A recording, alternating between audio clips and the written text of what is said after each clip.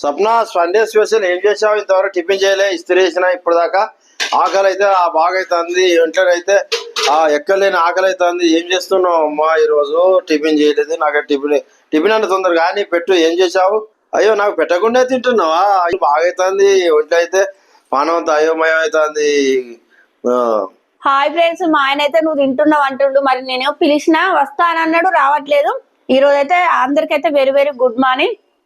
ఇవ్వండి, తినండి ఉప్మా. ఏం నువ్వు తింటున్నావు అంటే నాకైతే 10 అవుతుంది ఫ్రెండ్స్, ఆకలి అవుతుంది. అందుకే నేను తింటా. అక్క నిన్న నాట్రావే, ఈ రోజు నాట్రావే అనుకుంటారు కావచ్చు. ఇక నిన్న దోశలకు పిండి నానవేద్దాం అనుకున్నా, కానీ టైం కుదరలే, నానబోయలేదు. అందుకే ఈ రోజు కూడా నాట్రావనే. మీరు ఇలా సండే స్పెషల్ ఏం చేసుకుంటున్నారు ఫ్రెండ్స్?